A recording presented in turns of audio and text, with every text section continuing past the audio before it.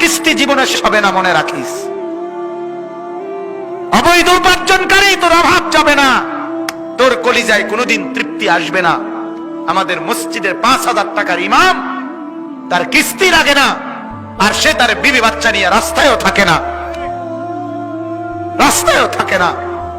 5,000 টাকার মসজিদের ইমাম সাহেবের বেতন নিয়েই মালিকের 30 দিনের 1 মাস ইজ্জতের সাথে, পর্দার সাথে, হালালের মাধ্যমে তার জিন্দেগি কাটায়া দেয়।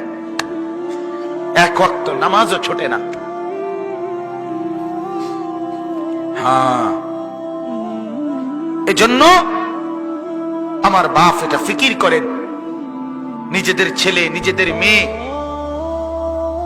তাদেরকে আপনি এমন পথে চালাবেন যে পথে তারা বৈধ উপার্জন করবে, বৈধ উপার্জন করবে। আমার এই বয়স আজ 15 বছর হয়, 15 বছর আমার আল্লাহ পাকের শুকর, মালিকের দয়ায়, আল্লাহর কথা, এই ওয়াজ মাহফিলে কিছু বলার তৌফিক আল্লাহ দিয়েছেন। আজ 15 বছর চলে। আমার মা এখনো আমার মা আমারে মাঝে মাঝে বলে, বাপ আনিস, চাইও কারো কাছ থেকে টাকা পয়সার জন্য কোনো মনোমালিন্য করো না। এই কথা আজও বলে।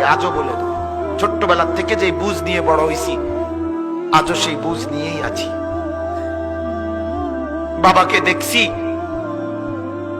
বাবাকে দেখছি অভাবের সংসারে।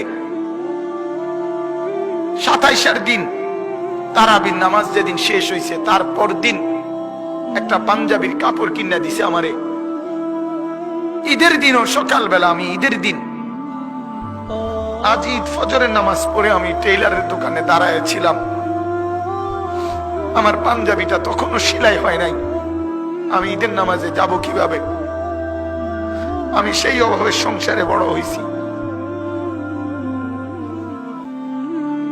তারপরও কোনদিন বাপ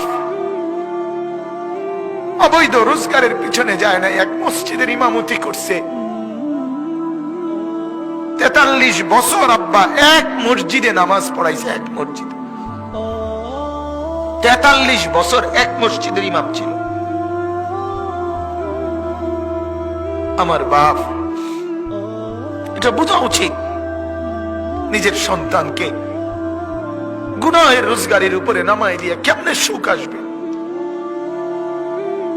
নিজের ঘরে হারামের, সুদের টাকা, ঘুষের টাকা, চুরি টাকা, ডাকাতির টাকা, ওজনে কম দিয়ে ঠকবাজি করে, প্রতারণা করে, মিথ্যা বলে, ধোঁকাবাজি করে, নেশার সামানা বিক্রি করে, মদের উপকরণ বিক্রি করে, জুয়ার সামগ্রী বিক্রি করে, মানুষকে ঠকাইয়া, প্রতারণা করে, মিথ্যা বলে যে টাকা আপনি ঘরে আনলেন, আপনি অনেক মানুষকে কষ্ট দিয়ে আপনার ঘরে সুখ আসবে কেমনে